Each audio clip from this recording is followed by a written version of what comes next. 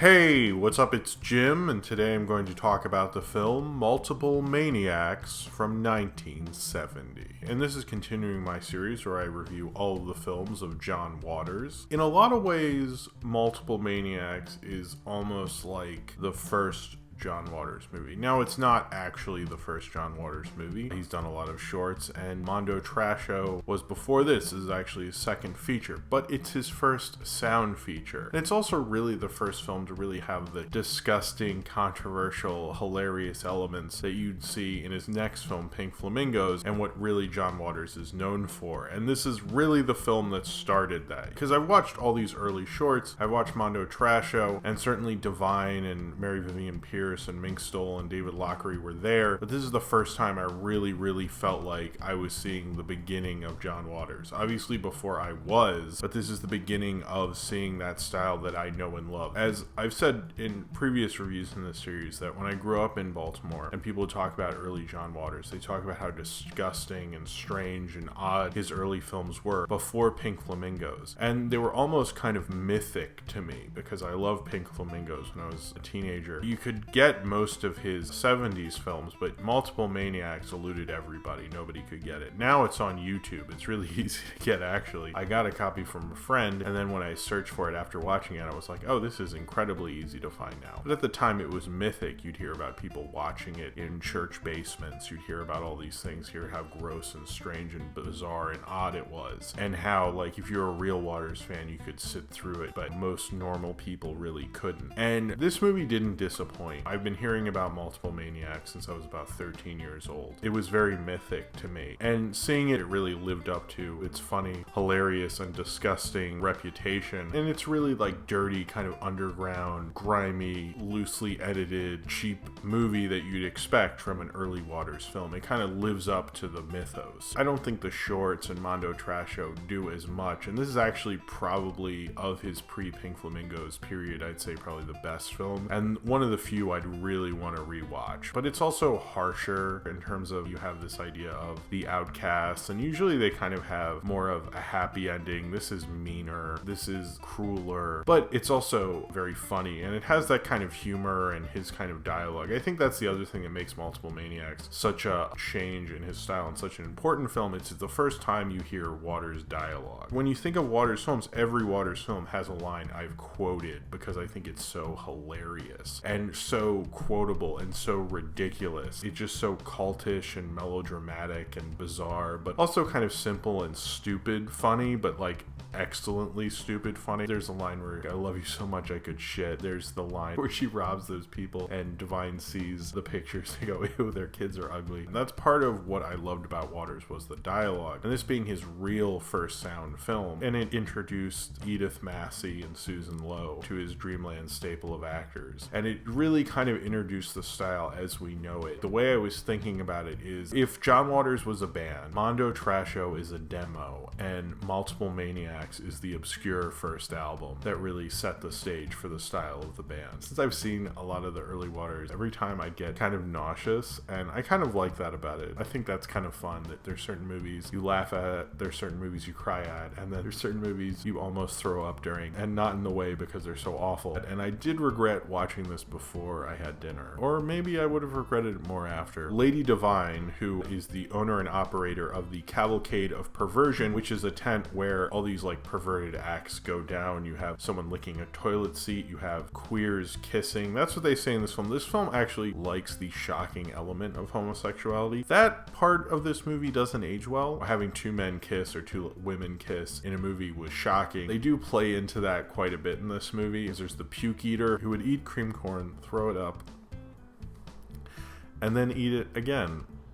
Yes, I watched that. And then they would get these kind of straight-laced people in there, and Lady Devine would rob them with a gun, and then Lady Devine's hanging out with her boyfriend, Mr. David, and her daughter, Cookie, in her apartment where her and Mr. David are staying, and Mr. David is cheating on her after she finds out by Edith Massey calling her from the bar that Edith Massey actually worked at, and telling her that her man is hooking up with this girl, Mary Vivian Pierce. And so Lady Devine goes and tries to find Mr. David, but then is raped in an alleyway, and then after that decides to go to a church and gets a rosary job by Mink Stole, who's like a prostitute in churches, and gets rosary put up Devine's butt. Then after that, lots of stuff happens. To be honest, the plot of this movie doesn't make a lot of sense. It flows really well despite that. The plot of this does have like Devine wandering around a lot and going from location to location, and it's similar in some ways to Mondo Trasho, but Waters himself admits the plot of this movie is very convoluted, but it does flow really well. And I think because in Mondo Trasho you get to these locations and just all sorts of randomness would happen, it almost felt like he controlled the what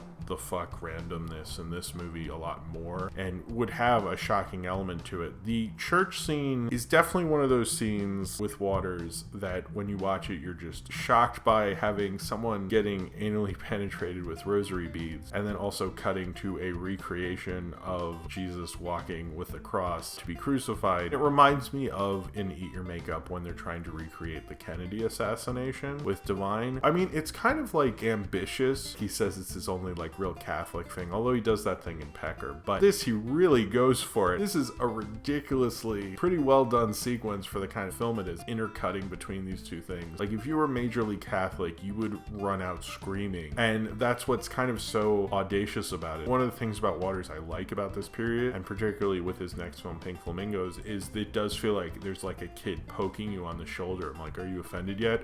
Are you grossed out yet? Is this it? Did I get you? Like, does this bother you? Does this bother you? And that's the earliest sign of that, where he's really playing with the audience, but there's like a real skill behind it. Apparently the rosary did not actually go in Devine's butt, so if you're wondering that, but they did do that in a real church. When I was a kid growing up in Baltimore and interested in film, the kind of punk rock element of John Waters in Multiple Maniacs definitely feels like that a lot in this movie. All his films in the 70s, and all his films really do, that they filmed in the church, that they have like a giant lobster raping Devine. That giant lobster thing comes out of nowhere, but then I thought, how do you really set up a giant lobster raping someone? How else would you do it? What are you gonna have, foreshadowing to a giant lobster? That's just not gonna work either. So really just shows up and rapes Devine and leaves. What else is the lobster gonna do? I mean, in defense of this lobster, I just don't see like what are you gonna do with the lobster after that? Have him sit around and do character development? That was kind of an infamous sequence because I always heard that's why this film couldn't get a release. Apparently John Waters is actually working on trying to get this a Blu-ray release, he said recently in an interview, and I kind of hope it does because it's very much the early goings of his style. And I think if he was only going to release one thing of the pre-Pink Flamingos period, I think it should be this. It definitely flows like an early Waters film. If you're into Pink Flamingos and Desperate Living and Female Trouble, this is something you should absolutely see. It's like the missing link. I don't love that he was meaner and harsher. I kind of like the underdogness to his other films. I like that idea. I like that these characters triumph against society and these outcasts win in the end. And in this, it's not really that way. I noticed throughout a lot of his early work, he's kind of learning what he likes about certain films and bringing them over to the next one and trying out things creatively. And maybe he realized he didn't want to do that again. And I'm glad he got it out of his system. It actually kind of works for this. A lot of the things that didn't work in Mondo Trasho or his early shorts actually did work in this film. He kind of perfected making his films black and white and in a certain way, and made Multiple Maniacs is almost like the culmination of him as a filmmaker before Pink Flamingos. It's like I felt more connected towards Devine than I had been through any of her other performances in his other films, and Devine really has a really good presence. I did like how everyone in this film, their character name is the same as their name in real life. Devine and Mr. David and Mink Stole and Cookie Moeller and Edith Massey. This is the beginning of Edith Massey and Susan Lowe for the Waters staple, and I think Edith Massey is kind of significant. He just found her at a bar and she worked at the bar that her scenes were in, and she became an important and one of his bigger stars all the way through this period. Waters always had these strange characters, but Edith seemed to represent that almost more than anyone could. She's like the perfect dirty Baltimore hun. It's only a little off because of its kind of meaner, harsher tone, but it's really just like all of those films. I think he gets better in Pink Flamingos and all the others, but I don't know if anyone really classifies that outside of Baltimore. But when I was a kid, there was a real kind of classification. People who were in the art house scene and anyone who was older who had seen them in the basements of churches, where they'd always say, oh, well, those are the early stuff, and then the real advanced people had seen Multiple Maniacs and Mondo Trasho. And Multiple Maniacs was always the one. It does live up to that, and it is kind of like a rite of passage if you're a Waters fan. Pink Flamingos is that way also, but I think Multiple Maniacs, it is as well, but it doesn't gross me out the way Pink Flamingos always can, but it still can gross me out a bit. It's not an early Waters film if you don't feel a little nauseous. This film did actually play outside of Baltimore. It played in a church, and it sold out its 9-night run, and it played in various places in Provincetown and in San Francisco and in California. I don't get the sense that it did better than Mondo Trasho. It should have. It's a much better movie. Later, it did a lot better through double features. When Pink Flamingos became a hit, they would play this with that, and it became bigger through time, through re-releases. And they did pretty well in certain places, and I guess maybe it was a bigger hit, but it wasn't a huge hit. They still had financial troubles trying to get Pink Flamingos off the ground. The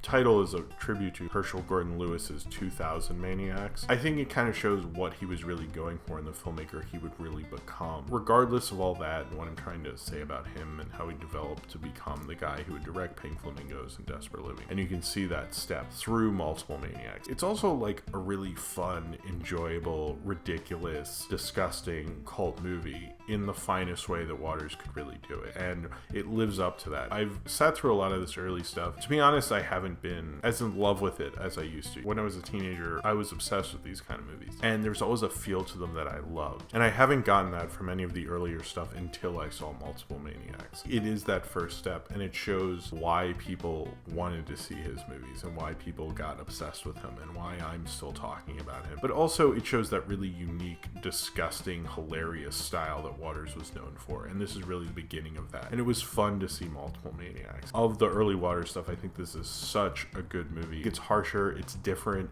it's weirder, but it's still one I'm going to love just as much as the rest of his filmography. And if you're into Waters, and especially the early 70s stuff, this is a must watch, and one that I'm not going to soon forget, which will be hard for my stomach, but was a fun, enjoyable experience. And I think with most of Waters stuff, it's like, sure, when I think of some of those things, I'm absolutely disgusted, but man, it was one hell of a ride. So if you have seen Multiple Maniacs and you would like to talk about it, then comment below in the comments and subscribe if you would like to. And check out my John Waters review playlist. It has all the John Waters reviews I've done so far. Thank you very much for watching, and I hope to see you next time.